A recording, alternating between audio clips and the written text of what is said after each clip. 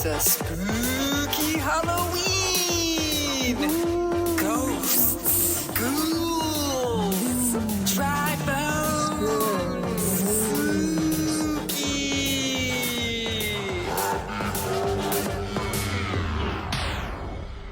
Hello! It's a podcast time on a Wednesday night. It's not natural to us to be podcasting now. Okay. That was very like opening to award show where you're like an actor who's not good at song and dance, but they like are making you do one. Yeah, it's a low budget. It's a low budget award show. Yeah. They've hired me. Real low budget. Real low budget if they've hired me. Right. And I'm just doing my best. That's right. I'm doing my best. Yeah. I have a cane. I see your I have cane. a song and a dance. I can see it. And that's what I'm doing. Looks good. Thank you. That's why I'm here tonight. I see. To bring the joy. To be the hostess with the mostess. That's correct. Yes. I'm here to entertain and so that people enjoy. Right. They're enjoying it. I'm sure they are. I'm sure they are. Hi. Hi. So this is different. As I said in my opening number, It's Wednesday. it's Wednesday. Maybe you didn't hear it because of the subtlety of it. Yes. But, you know. Guys, we podcast on weekends. But there was a nor'easter last weekend, and it prevented us from doing our podcast. Yeah, I feel bad for us. I feel bad for us, too. Well, but we're fine. We're fine. I want to talk about Charlie Sheen. Let's. Okay, did you watch the documentary? Because I didn't yet. I did not. But I did listen to him on Armchair Expert. I listened to him on Armchair Expert, and I think I may have listened to him elsewhere as well. Okay. I forget. But I gotta say, You love him. I do. I know he was on Bill Maher. Oh, I think okay. is where I saw he was. Yeah, he was on. He was on there. You know, you can't not love him. I know. I really hope he's got it together. He might be the king of the Riz. Yeah, as the kids the original say. Riz. The original Riz. Yeah. The one thing I wanted to comment on, though, like besides all that good stuff, because I've been rooting for him, and he's coming to do a show in Atlantic City, and I'm not against us going. I looked at tickets. We're going to talk. Okay. Because I feel like, I mean, I'm not against it. Okay. And it would be for the podcast. Right. Can we write it off on our taxes? I don't think so. It's research. Yeah. We have to do it. Well, the one thing, though, that he brought up on the Armchair Anonymous podcast or Armchair Expert podcast was that, like, he was on set one time and he was, like, feeling real tired. Oh, my God. This was the best. Or tired or probably drugged out. Or He was, like, hungover, I think, Hungover. or something. So, in his own words, he went and keistered an ice cube. He did. To which I thought, oh, my God, I've had some really tired times. Yeah, I thought about it. I was like, oh, okay, that's all you have to do. I know. I was thinking about it. I was like, yeah, that would definitely, you know, Wake your ass up. you would know you were alive. You sure would. You would. Yeah. I mean, that's why you love him, because he thought of that. Well, I don't think he thought of it. You don't think he thought of He it? didn't invent it. I think someone told him. Okay. Yeah. Well, we're going to ask him when we see him in Right, Atlantic City. of course. Yeah. No, I find him very, he's appealing. I don't know what it is. Right. I saw a little bit of him on video. He was on, because he's making the rounds. Sure. Good for him. Yeah, Make the rounds, buddy. Get out there, bud. Yeah. You have kids. Get out there. He was on the Fly on a Wall podcast with Dana Carvey and David Spade. Oh, okay. And Emilio Estevez was like, he was at Emilio's house doing the podcast, and it was like Emilio helping him set up his No Zoom. way. And so he was like talking, and he's like, and he's going like, he's like, no, come here. And he's like, guys, it's Emilio Estevez. It's Emilio Estevez. And he made Emilio Estevez come on the thing. That's funny. I know, because you Cool. forget. Yeah, they're brothers. They're brothers. So sometimes we watch a show that's family friendly at night, and the show we've been watching recently, because we've overwatched Big Bang Theory. We can't watch it anymore. It's done. I'm done with it. I'm done with you, Sheldon Cooper. But now we're watching 2.5 Men. Oh, really? Yes. And he's really likable on that show too. The only time I've ever seen that show is with you in Disney. Really? Yes. What did we watch it at? It was just because there was nothing else on, and we Oh. were probably just like so tired in our hotel room, and it was just on. It was just on. Yeah, I've never seen it though. I'm not against it. Yeah. So, I don't But know. Emilio Estevez was recently on an episode of that. Not that they make new ones, but he was on probably 20 it wasn't years ago. recently. It was like 15 years ago in the early 2000s. Yeah. He was on it too. Before Charlie Sheen, did all that stuff and got kicked off. I love that. I love that at the end of the day, they're brothers. Yeah. And they have another brother named Ramon. I know. And they have a sister. They do. What's her name? I don't know. Oh, okay. Esmeralda. I was laughing about how you said last week on the Lost Boys episode of the podcast, you mentioned Kiefer Sutherland's twin sister. And you basically called her an Uggo. Did you look her up, though? No, I didn't. Okay. I take your word. Okay. Yeah. Just saying. And one more thing I want to talk about is Diane Keaton. I know. We rarely stop. We rarely pause. But we haven't, you know what made me sad when I thought about it? Mm-hmm. Other than the fact that she has been in some of my favorite movies of all time. We haven't gotten to her yet. No, I know. We haven't given her a moment. I know. She didn't get to know. If this wasn't Halloween season, you better already we would have been watching something. Well, it's going to happen. I came close to doing one of her movies last season, and it's like I have several on my list. Mm-hmm. It just hasn't happened yet. And I don't know. I just love her. And there's something about her. I was trying to think about it and like what draws you to her so much. And it's just this, she's not like anyone else. She isn't like anyone else. And I feel her look, we all went through our phase with that look, right? Mm-hmm.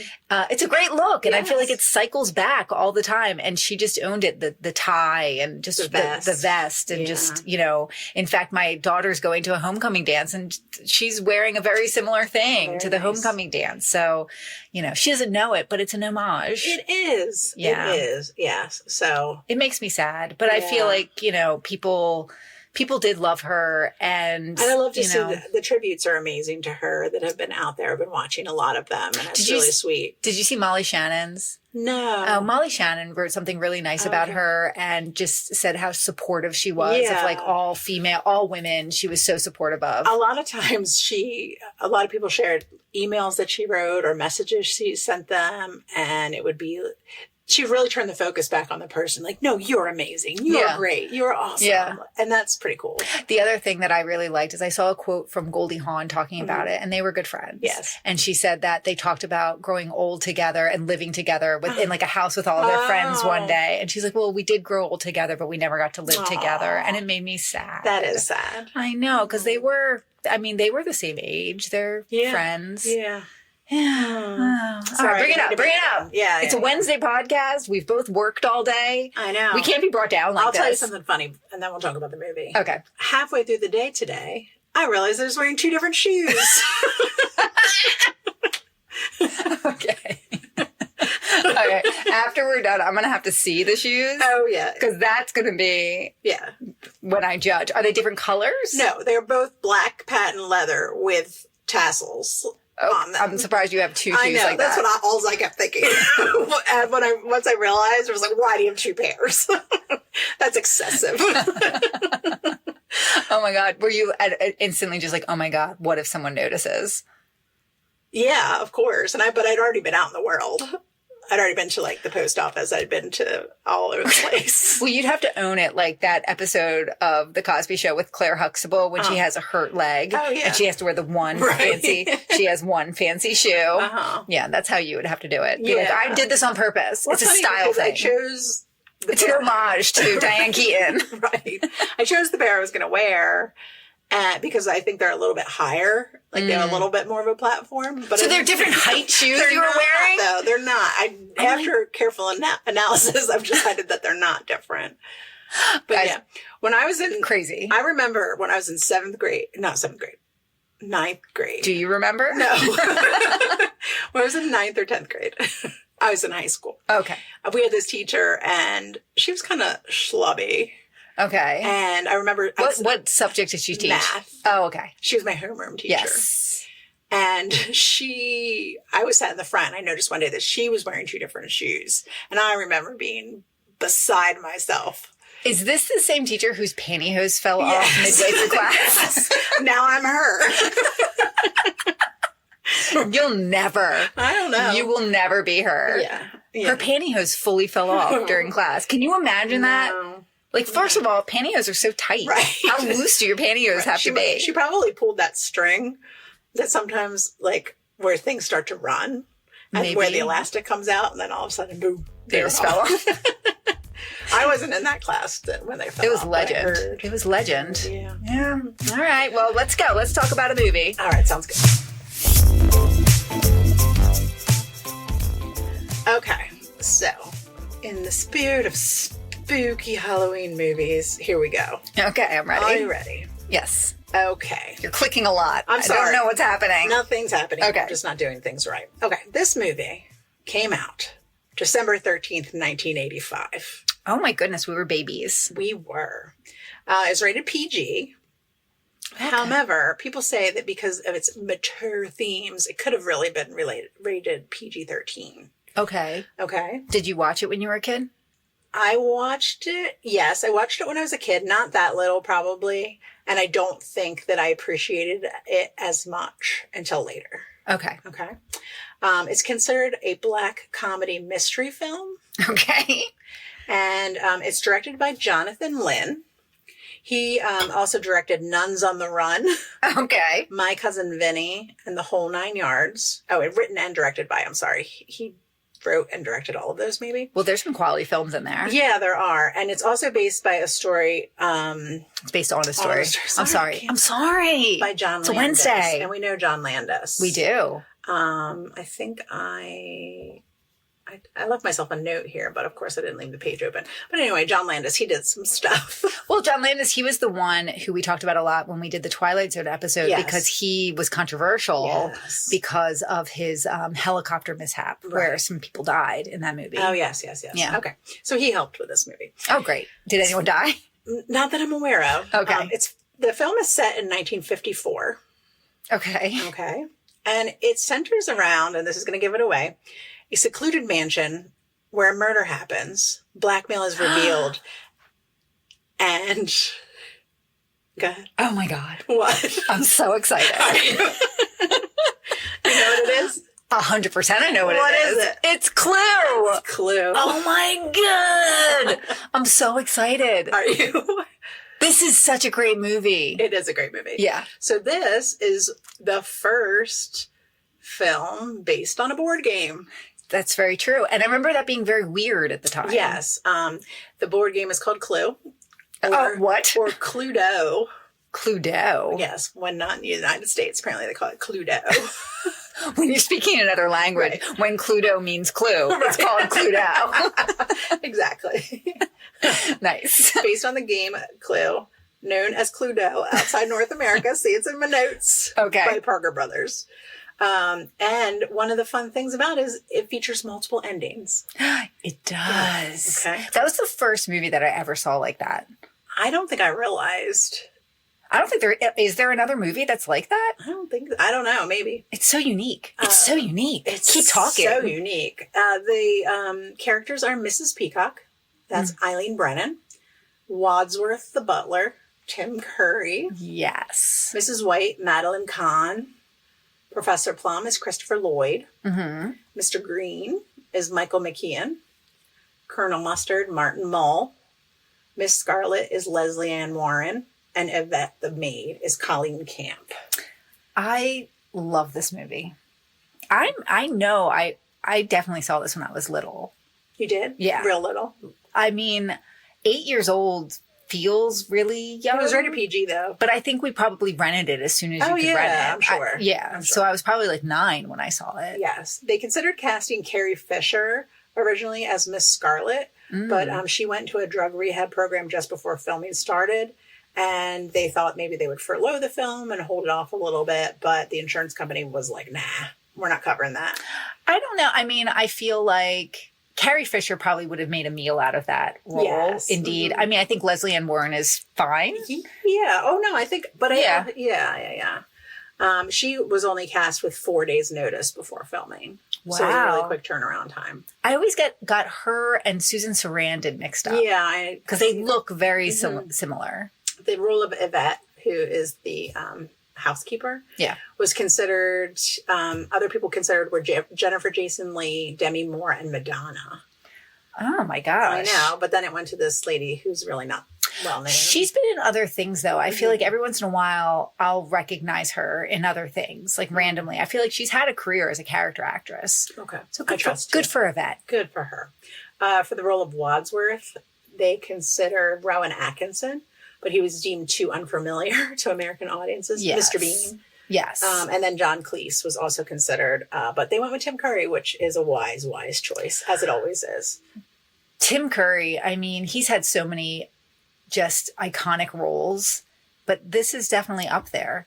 You know what I mean? Yeah. Like, It's definitely. Yeah. So it does have multiple endings. The idea was part of the screenplay development from early on. They knew it well. They wanted it to be to have 3 different endings or multiple endings. So when you went to the movie theater, you didn't know which ending you were going to get. Oh, is that how it worked in the movies? Yes. Oh, that's genius. Yes. So they thought it would get people to go and see the movie more often, but people were just like, I don't really want to pay to see the same movie 3 times. Right. So they didn't. But a lot of theaters would, when they ran their advertisements or put their ads in the paper, they would say, well, this is ending A, ending B, ending C. So you knew which one you were going to so that you could plan it if you really did want to see them all. I'm sure that there were some people who were like, we're doing it. Oh, definitely. We love the game of Clue. Right. We're going to do it. Clue is I do love the Clue board game. Well, I also feel that Tim Curry has such a following because of Rocky Horror Picture Show that people just love him. So I could definitely see that happening. Right. I mean, my only experience of this movie was on VHS where they would show all 3 endings in a row. And I think they used to do that on TV too. And they kind of made it like a... They said it could have been this. Right. Or it could have been this. Yeah. But here's what really happened, Yes, I feel yes, is how yes. they did it. The budget to make it was about $15 million. It only grossed 14.6 at the box office. It was not a commercial success. That makes me sad. Yeah, it does. I don't think it was, it wasn't a huge movie. The critical reaction to the movie, they praised the humor, the casting, and the concept, but they felt the execution was uneven. And Roger Ebert, our man, he said he gave it 2 out of 4 stars. And he wrote that while the casting was promising, the screenplay was very thin. And the actors often appeared frustrated as if they were cut off just when they were about to say something interesting. You know, I wonder with some of these, because this has happened multiple times on our show. Yeah. Where I feel like these movies have stood the test of time. Right? I mean, people still watch Clue to this day. Sure. It's definitely seen as a cult classic. But I can imagine at the time on first viewing, you have no reference point to it. Right. And you're seeing it as just this thing. And you're just viewing it so differently than what it becomes, I think, over time. Like, I don't know what that is. It gets in the zeitgeist. Right. And then it just becomes its own thing. Right. Over time. Sure. Right? Where I don't think we would judge it in the same. I mean, maybe we will. Maybe we'll watch it. We'll be like, it's not that great. I'm kind of excited to watch it with that critical eye, though, because I feel like it is probably a movie that has more. You think there's more there than what we normally see? Maybe. It's more like, it's usually just kind of fun and silly, but when you really pay attention to things, sometimes there's stuff that you don't really notice. Well, I mean, the people who are in it, I mean, Martin Mull, I love Martin Mull so much. Yeah. And yeah. I mean, these are amazing comedic actors and actresses. Madeline Kahn, for Christ's sakes. I mean, it really is star-studded with very talented people. Yes. And I'm sure that there's little things that there's no way we picked up on when we were younger. Right. Now, I've watched it.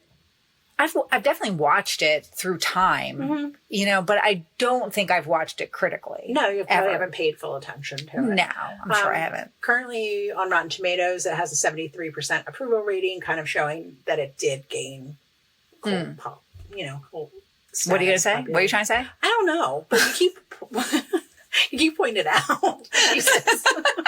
I'll go. I'm sorry. Jeez. Although it didn't do well initially, it has developed a cult following, like we said. They have midnight screenings, costume plays, That's so interesting because that's Rocky Horror Picture Show. I know. I mean, how are you that person? I just saw he did an interview recently because I guess it's Halloween and people are thinking about it. Yeah. And he had a stroke, so he's definitely not his 100% that he once was, but he's still with it. And, even to read the interview with him, he's he's feisty as ever. Right. You know, I mean, I think it's sad that he's had this stroke and he's not who he was when we were younger. But I also think it's interesting with him. I never saw Rocky Horror Picture Show until recently.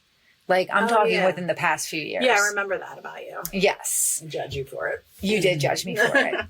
But you know, he's such an interesting person He is. to have in that role. And that movie is so interesting that, you know, I don't know. He said in the final scenes of the movie, he delivers a very long monologue to recap everything that's happened. Remember, he's kind of like running around. Oh, yeah. Yeah. So they said it was multiple pages of dialogue that he had to memorize, and they're all shot in single takes. And he did, oh my gosh. So you know, and he's running around from room to room and everything like that. So I'm very excited to see that. There's a lot of matching of the characters with their color outfit, with their cars match their colored outfits, match their names. It's like Midnight Madness. Kind of. It is. Yes. Film's timeline is exactly 90 minutes. So when the movie starts, the clock strikes 7:30 and the final murder is revealed around 9 o'clock, which is the runtime of the movie itself. I love that. I really do. I know. I love it. A nice tight movie like that. Madeline Kahn, that infamous line that she does, she's like, flames at the side of my face. She improvised that. Did she? Yes. Came up with it during the filming. The mansion was not a mansion, it was a soundstage. Yeah, I can see that. Yeah, so constructed from scratch. I mean, obviously, nobody already had the Clue mansion at their house, the observatory. I remember thinking that Mr. Body was a body. Kind of hot. Interesting. Yeah. Well, we'll decide. Okay. Let's see what else. Oh, I wanted to tell you about the other. I did look and see what the other movies that became, or board games that became movies were. Oh, no. Stratego. Can you think of any? Othello. Wait. Monopoly. No. The Game of Life. Every movie. You're not good at this. No. Candyland? Is there a Candyland movie? There is not. What is it? Chutes and Ladders. I'm just going to name a bunch of board games. Ouija board. Yes. Oh, yeah? But that wasn't a board game. That's like an old thing. It's a game, though. It's considered a game. It's like a Parker Brothers game. It's a game with the Beyond. Chance of Death. Battleship. Right. Alexander Skarsgård was in that. Okay. Yeah. Dungeons and Dragons. That was a great movie. Okay. Zathura. I saw that movie. Jumanji. Yes. Come on. Now, but they're not real board games. They're books. Jumanji was a book. It wasn't a board game. Okay, fine. God, you're so mean.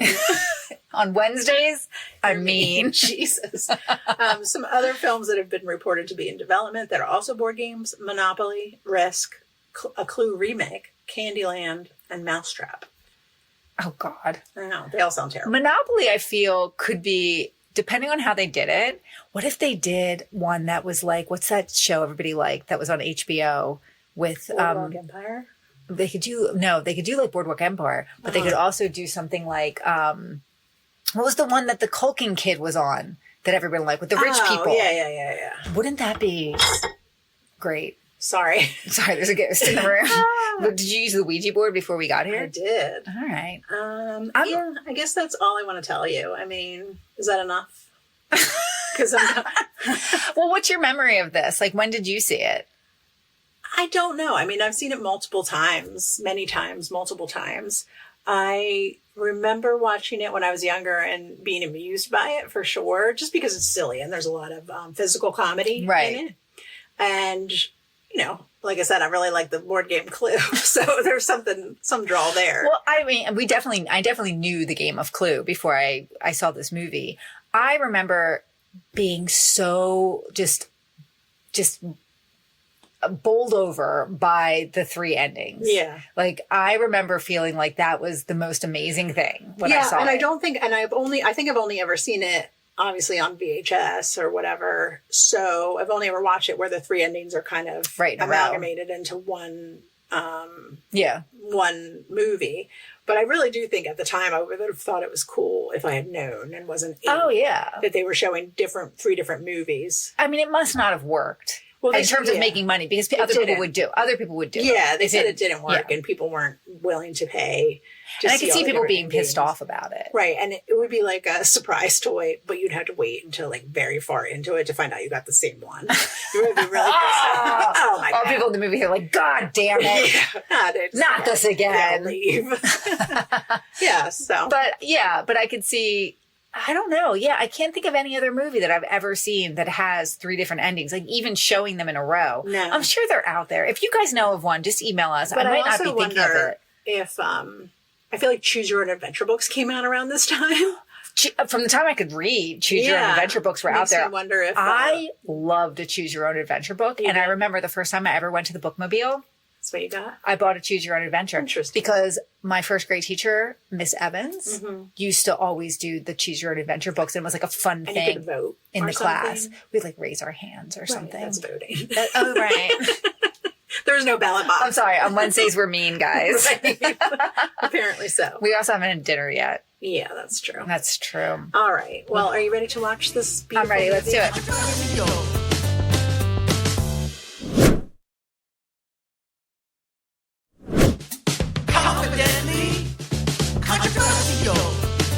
I said, shake, rattle, and roll. I said, shake. Don't look at me like that. Well, nobody knows that song's from this Everybody movie. knows that song's from this movie. They don't. Do they? Everybody knows. Everybody knows. Everybody knows. Oh my goodness. I love this movie. Yeah, it's good. I'm just going to say from the very beginning, I really enjoyed it. Yeah. Yeah. You took no notes. None. I was in it though. I was laughing. You were laughing. I enjoyed it a lot. So, guys, what Emily has to tell you about this movie, it made her laugh. That's it. That's all she's got. It's all in my head. I have notes in my head of things that I want to say. Uh-huh. I mean, the movie, there's so many things in this movie that I picked up on that I never could have picked up on I feel when like the whole kid. beginning. The whole thing, like the fact that it's blackmail and they're all having government secrets in Washington, D.C. Well, not all of them. Some of them are just madames. Yes. Well, but they're also in Washington, D.C. She's a Washington, D.C. madame. Right. Right. Yeah. Like, you just don't think of it as a D.C. movie, but it's a D.C. movie. It's a decent. I'm going to have to make my niece who lives in D.C. watch this. Yeah, there's no defining characteristics of Washington, D.C. No. Like, if it is Washington, D.C., like, where is this? In the middle of Maryland? Yeah. Virginia. Where are we? Virginia? Where are we, Tim Curry? I feel like, and maybe it's because Madeline Kahn is in it. It felt like it was trying to be very Mel Brooks, Yeah. right? With like the snappy dialogue. Yeah. And I definitely felt like some of the dialogue, like some of the jokes are a little chaz. Right. I feel like it would work as a play. You could rework this into a really fun stage production. I'm sure they have. I They're don't think making they everything have. a play. They haven't done this yet. They should. Okay. You don't know. From my lips to some producer's ears. He's like, what? But that's an amazing idea. Yeah. No one's ever thought of that. Yeah. I mean, I liked it all. Well, what lends itself to a play too is the limited number of characters. And it's an enclosed space, so you don't have to worry about like a broad, big set piece or anything. Right. I feel like they could do a lot on the stage, you know, sometimes where they just have the lights in the corner and that could be them, the pair. You could easily do it. Because this movie, Emily would like to light the show. Yeah, I could do it. I can have this stage production done. Uh-huh. I think because of the snappy dialogue, it would be fun. Yeah, because that's great. really all this is. It's dialogue, right? Yeah, it's no, it is, and it's fun, and it's witty, and it's cute, and I feel like there's like running gags throughout it and stuff like that. But should we talk about like what about? Happens? I mean, maybe we should. Okay. Well, first, you really do have to be familiar with the game Clue. Do you? No, I guess you don't. but if you are a Clue aficionado, you would pick up on some delightful little things. It helps because it makes the movie more interesting and impactful because you're like, oh, look, it's the billiard room. Right. It's the conservatory. Right. Growing up, I played this game all the time. I kind of thought my house was going to be like this. I didn't know what a conservatory was, nor a billiard room. Well, we were talking about there's a lounge, a study, a library, a billiard room, a conservatory, and a kitchen. Yeah. Yeah. Those were all the places. Those were all the places you could go. Right. But there's no bedroom. Well, I just remember from the version that I used to play, which I figured out while we were watching because I became obsessed with having to see the board. That was the board that I played on because they've changed the board over the years. So I figured out the board I used to play on was the one from the 1970s. Okay. And that one had very specific flooring for each of the different rooms. Yeah, I think it probably still does. Yes, but I was trying to see if they held true in the movie, but I couldn't really tell. The one thing I did like, though, was when you first walked into the house, the way that the paneling on the floor was like big squares, which is how you moved around the board. Yeah. So I liked that. And I also, you kind of think about it too. Remember, there were, like, they showed the secret passageways in this house, and in the game, sometimes the rooms had 2 entrances and exits. Were there secret passageways, though, in the board No, but game? you could get in the room from another direction. So, like, if you were in the kitchen, you could get into a different door or whatever. What? But also the back into the hallway. Yeah, I feel like there were definitely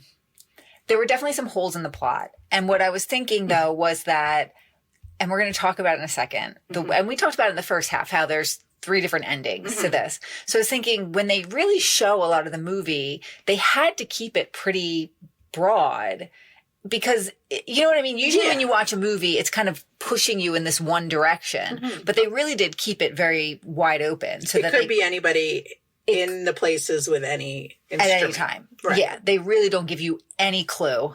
Get it? Yeah. As to who it would be. Sure. So go ahead. Tell us about it. Okay, I will. Okay.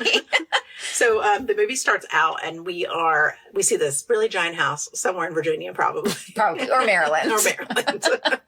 And you see you see Wadsworth. And he is cajoling the dogs to kind of be good, and it's all rainy, and he goes to the house, but you can tell he's just arriving.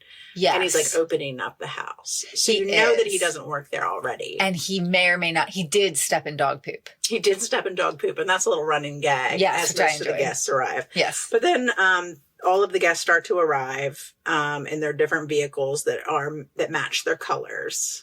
Did it match the colors on the thing? Their like their names. Their names did, yeah. So they had Plum and Peacock, below. Oh, I didn't notice that. Yeah, why didn't you say that while we were watching it? Because I told you before in the first part. It didn't stick. Okay. Jesus.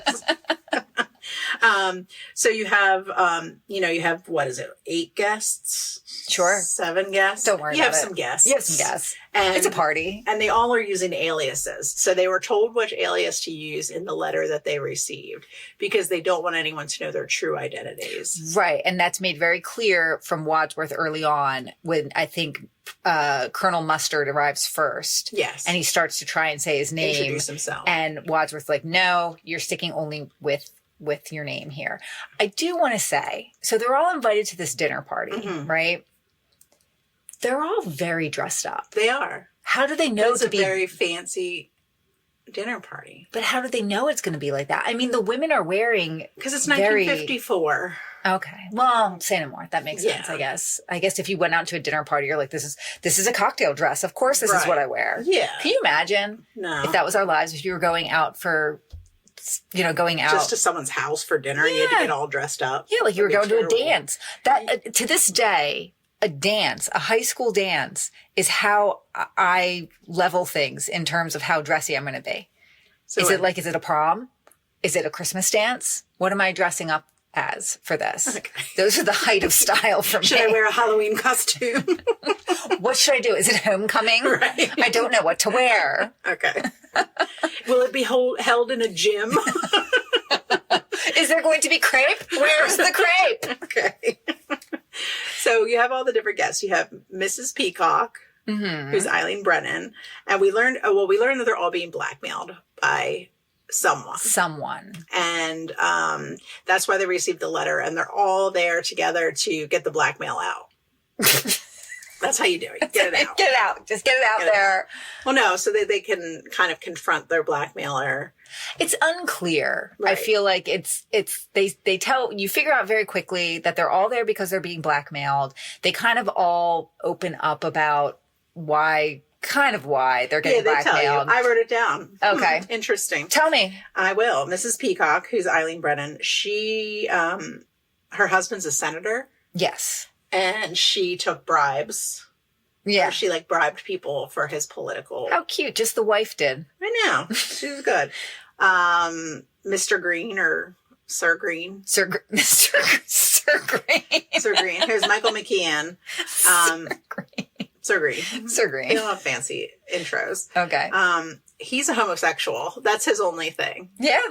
And, which is very interesting. But also, I wanted to tell you this, that I just recently read this book about astronauts in the early 80s. And one of them was a lesbian. And basically, they were like, well, if you're found to be in a relationship that's hetero, not cool with us, with them, that you would get kicked out and you couldn't be an astronaut anymore. Really? Yeah. Why? Because astronauts were supposed to be these American heroes. If there was a whole thing in the government with these government jobs, I guess, that you could not be homosexual or found to be in any kind of, it couldn't be non-straight relationship. Yeah.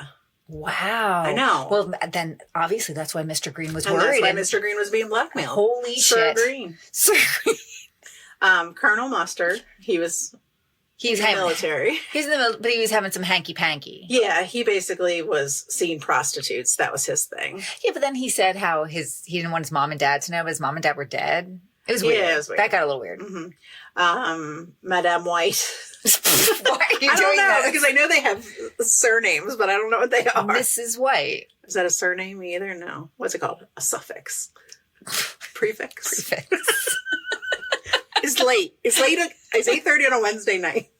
Leave me alone. Okay, continue. So her husband died under mysterious circumstances. She had many husbands. Many husbands, but the last one was found without his head. And he was a nuclear physicist? Yes. Yes. Also for the government. Mm-hmm. Professor Plum, I know that one's right. Yeah. Is Christopher Lloyd. And he works for... Well, he was a psychiatrist. Yes. He now works for the UN, what's the funny joke? So he works for the United Nations Organization in the World Health Organization. So he works for the you-know-who. It's funny. That's solid. But anyway, he slept with his patients, which is why, which is a legitimate one for sure. once. And then Miss Scarlet, who is Leslie Ann Warren, she runs a prostitute show. It's a show. Where the prostitutes. And then you have Wadsworth, who's Tim Curry, and he is the butler. Supposedly the butler. Right. But he says that Mr. Body is blackmailing all of them for being un-American. And he just can't handle how un-American they are. Right. All of these things are so un-American. Can we talk for a second about Mr. Body? We can, because you think he's hot. I don't anymore. But he's some kind of weird gangsta type guy. Yeah. And he's got spats on his shoes. And his voice is definitely overdubbed. Whatever his real voice is like a Mickey Mouse voice, because it's overdubbed. And in my memory, he was in way less of it. Of the movie. And me too. And I don't understand why they didn't cast someone better. Because you have all these stars lining up the cast. And he's in a significant amount of time. And he's not good. Maybe they couldn't afford he's anybody. Real greasy looking. He's really bad. Yeah. He doesn't make any sense. No. And even, it doesn't make any sense for him to have been Mr. Body. And the way he acts and everything is not good. They definitely could have hired somebody. But I feel like all the ancillary people that get killed are nobodies. They really are. They really are. Yeah, if you die in this movie, you're pretty much... Yeah, except a vet. I feel like she's there for a while. She's a main character. Yeah, and I guess we have Mrs. Ho. Mrs. Ho. The cook. The chef, yes. Yes. And then... Do you think she was supposed to be Asian? Yes. Everybody in this movie is white, by the way, except for the police officer. Right, and the cook. But she doesn't look I think they just called her Mrs. Ho, but she was a white lady. Okay, well, I don't know. I don't know. I just know her last name was Ho. Okay. And I will never forget. Okay. So, yeah. So then you have the lights go out. The lights go out. Well, no, wait. Mr. Body gives them all gifts. Right. And they're all nicely wrapped gifts, but they're all weapons. Right. And they're bad weapons. And I also kind of felt like with the clue thing, you were in that house, and I felt like the weapons were things that you would have found around the house, like a knife or a lead pipe. I just or feel a candlestick. I don't know. I think that is part of this movie. There's certain parts of this movie that are just like the audience is going to go with it because we know the game. Sure. So we're willing to not think too much about the fact that he's randomly giving somebody a lead pipe. Yeah. And that immediately someone sees a lead pipe and is like, it's a murder weapon. Well, I think because who would think that, oh, it's a murder weapon? I'd be like, why'd you give me this shitty pipe? Right. Well, you get they open the candlestick first, and that one's confusing. But then you go to the rope. Well, candlestick is a nice gift. Not one. It's a silver candlestick. Gold. It's golden. Mm-hmm. That's a lovely gift. But it was only one. Well, one golden candlestick is one more than you have. You don't know what I have. But I mean, I feel like immediately they look at it and they're like, but murder. Like, most foul.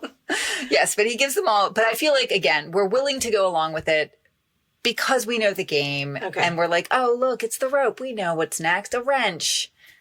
Okay. And go on. Okay. So then lights go out.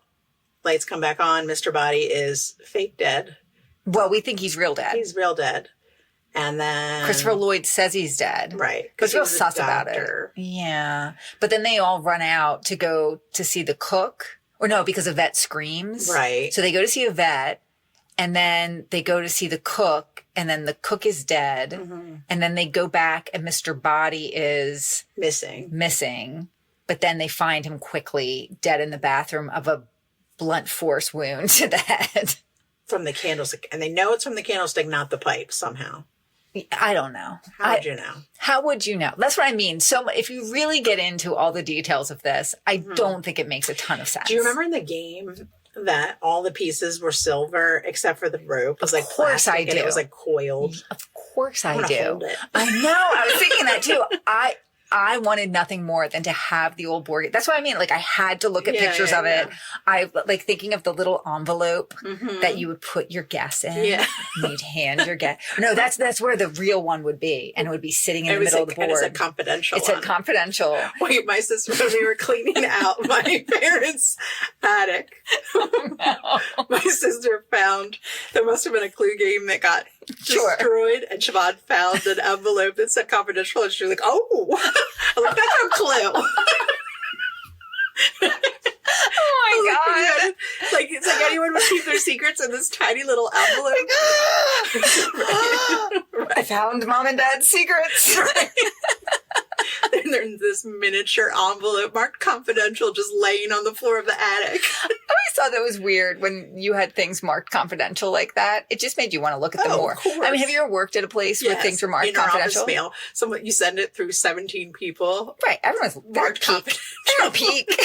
Because what's keeping you between you and the confidential thing? It's just a string. A string around a piece of paper that most of the time falls off. Yeah, you're going to look. I never looked. I never would. Even if it said confidential? No, I wouldn't either. Well, I did work in HR, so I was allowed. Oh, sure. No, that's not what that means. If your name's not on the envelope, it's confidential. That's true. But why? That'd be funny if I would just send you, next time we work together, I'm just going to send you confidential interoffice envelopes. Okay. With like nothing in them, but I'll just mark them as confidential. You can do that now. It's called mail. Okay. So anyway, they're running around the house, and then someone comes to the door.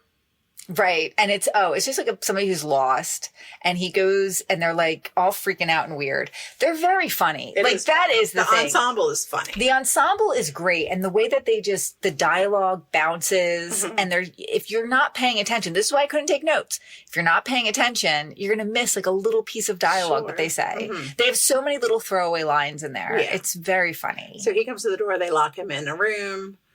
For a long time. They lock him in a room and they're like, let's go search the house. Right. And then they all split up by 2 and they have to draw straws to decide who goes with who. And it just so happens that they pair off boy girl. Right. Right? Mm-hmm. That's odd. Well, you know. Right. It's fine. But they all go and they search the house and that's pretty funny. But then while that happens, the guy gets murdered and a cop comes to the door at some point. The driver who arrives guy. gets murdered. A cop shows up. The cop gets murdered. Then something else happens. Well, Yvette gets murdered. Yes, but while the cop is in the room, he like gets let in and out a couple times and they like trick him. But then the phone rings and it's J. Edgar Hoover, Right. who at the time is the head of the FBI. Right. And he's like, hey. J. Edgar Hoover's on the phone. Yeah, I don't know. There's a lot going on in this. There is. And then it culminates in a lot more. Right. I mean, I was kind of thinking about Ebert, like what Ebert was saying when watching it. And I do think that it starts off kind of slow. Yeah. Like when they're all getting there and it's everybody's very reserved and doesn't want to talk to each other that much. And during that point, it's a lot of like everybody looking at each other and like, da-da, when things happen. And that is kind of, it's slow, I think, in the beginning. It's a slow burn. But then once it starts going and everybody gets nervous and the dialogue starts going and they're running around the house and everything, I think that's when this movie is at its best. Yeah, oh, definitely. For sure. But I feel like it's good that it's slow in the beginning because you're like learning the characters. Like if you didn't know the game.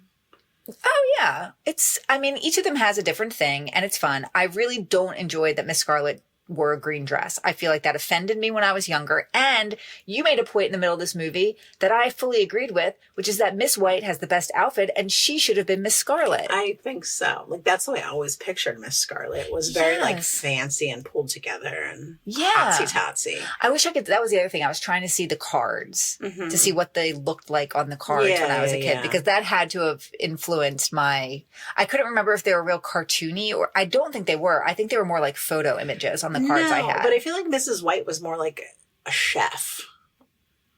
I don't think so. I don't know. I want to look at that. I think she was an older lady, if I remember. Okay. Well, anyway.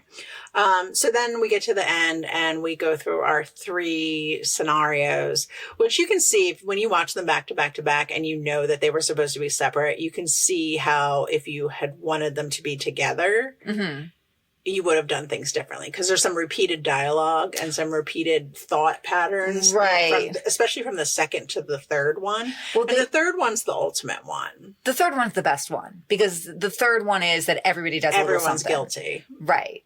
And the other ones, it's Miss Peacock in one, Miss Scarlet in another. Both the women. It was the women. Yes. There's a lot of boobs in this movie. Yes. A lot of boobage. Well, that's what I remembered. And when I read about it being PG, but probably could have been PG-13, that's what I thought of. Because Yvette runs around the whole time with those wobbly boobies. You know what I'm talking about? She does. They're like up high and not supported, and they're like all over the place. Well, same with Miss Scarlet's. Like her boobs are pretty much out as well. Yeah. With like, she's like a low, I don't know. I feel like her boobs are out a lot as well. Yeah. It was a lot. You know, I was thinking a lot about, because again, premise of our show, we're watching these things, we're kids. Sure. Women, the way women are portrayed in movies. And the thing that I've been thinking about this a lot over the past couple of weeks because, so last week we watched The Lost Boys and we kind of were both annoyed with the star character who's the girl. Right. Yes. And then the week before that we watched, what was our first movie that we watched? Nightmare on Elm Street. And we were both really annoyed with the lead girl.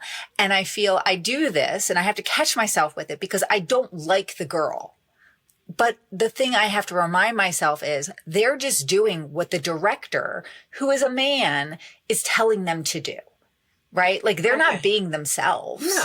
They're being what the director wants them to be, or the character. Yes. Right. I mean, they're bringing something to it, but a lot is done in the editing room too, and you're not supposed to like them. Yeah. You know what I mean? Like they're portrayed in this very certain, like when we don't like Star because she's being so weird and just like dense and, you know, sure, whatever. It's because that's how the director painted her. She's a caricature.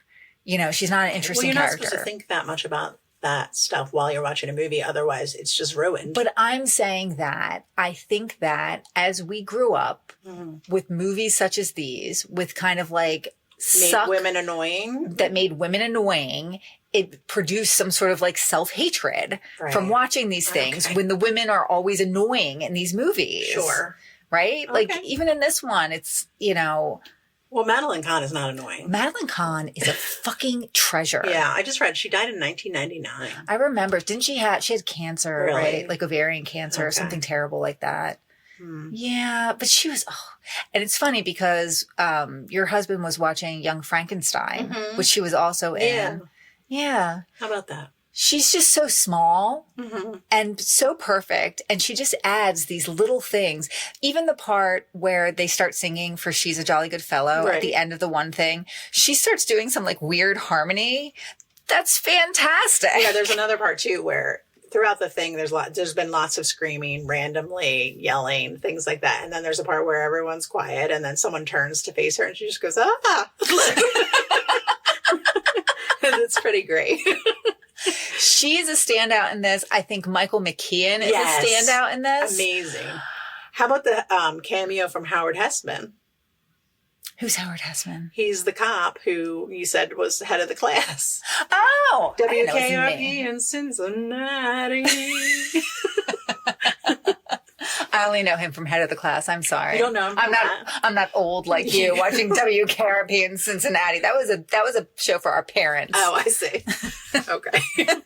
You just thought you were big and bad watching that old person show when you were a little kid. I was. Mm-hmm. No, they were definitely standouts. I enjoyed it. I highly recommend this movie. Do you think it's a Halloween movie? I definitely think it's supposed to be a little spooky. Like a mystery. It's a mystery. And also, back and forth. But I asked the expert and he said yes. I also think because of the mansion, it's very haunted housey. Yes. There's a thunderstorm They're happening. scared throughout the whole thing. They're terrified. Murder. It's murder. Right. Which I feel like a lot of these horror movies are just murder and stalk. It's just a murder. Right. As I walked to my car later, like, Okay. oh. I won't let you get murdered. Thank you. What are you going to do from the balcony? Hey, get away from her. You stop murdering her. Okay. Are you done talking about it? Of course. Of course. Of course. If you want me You to have nothing be. else written down that you want to talk about? Why are you mad at me? Because I didn't write anything down. It's okay. It's fine. It's not fine. Just take it seriously next time. All right, get to the thing.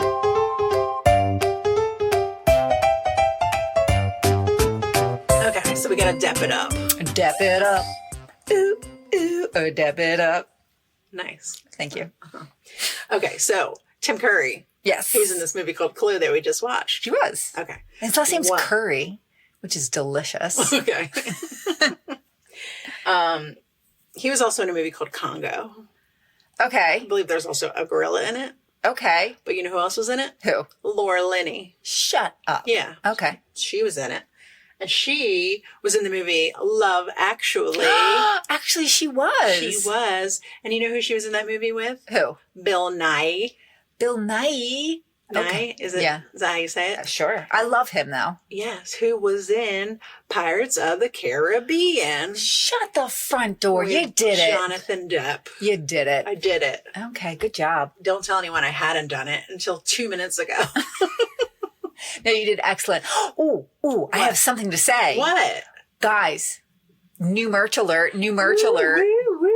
Guys, go to our store, like now. Yes. Can we put a link on our Yes. Instagram? We'll put it in the link of our Instagram. Okay, we'll put a link in In the there. bio. Yes, and maybe I'll figure out how to put it on TikTok and on YouTube as well. It's also on our website all the time, which is confidentlycontroversial.com. Yeah, you just go to the little burger and you go to store. I know some people say they can't find it. Yeah, it's right there. It says store, It does say store. but we appreciate you going to look. If you need help, email me. Yeah. At confidentlycontroversial@gmail.com. Right. And I'll tell you. Yeah. I'll give you a little tutorial. Mhm. We got new stuff. We've got cozy sweatshirts. Yeah. We've got pins, Stickers. more stickers, all kinds of good stuff, I guys. And there's know. a special Halloween shirt. Yes, I want that Halloween I know. sweatshirt. I like it. I'm just going to order one. Yeah, I might make an order myself. Okay. So we should split the shipping. We should. High five. All right. But yeah, guys, definitely check out the new merch. Also, you should like and subscribe. Yes, please. If you're following us, or maybe if you're not, but you've listened to more than one episode, you should follow us. And while you're there, maybe just click that, rate button and give us, whatever star you think is fair. Yes. We're not going to pressure you into giving us 5 stars, even though we know in our hearts we deserve it. But you do what feels right. You should do what's right and give us 5 stars, because that is what's right. Okay. Right. But can you imagine if this is someone's first episode listening to us and they're like, wait, they have merch? Right. They have a website? They're on social media? They're so cool. Wow. I'm going to go back and listen to all the episodes of the movies I love. That's right. And that's what you should do. All right. But you know what you should not do? What? Even if you know a bunch of secrets about people, you shouldn't blackmail them. No, that's not nice. That's controversial. Right. But do I do the other half? Yeah, you have to do it all. But if you are being blackmailed, get dressed up in your best outfit when they invite you to dinner and face your blackmailer and murder him. And have a glass of brandy. Do it. Yeah, even though brandy's gross. All right. All right, everybody. Thank you so much. And we'll see you next week. Gotta go to bed. Good night. Controversial. Confidently controversial.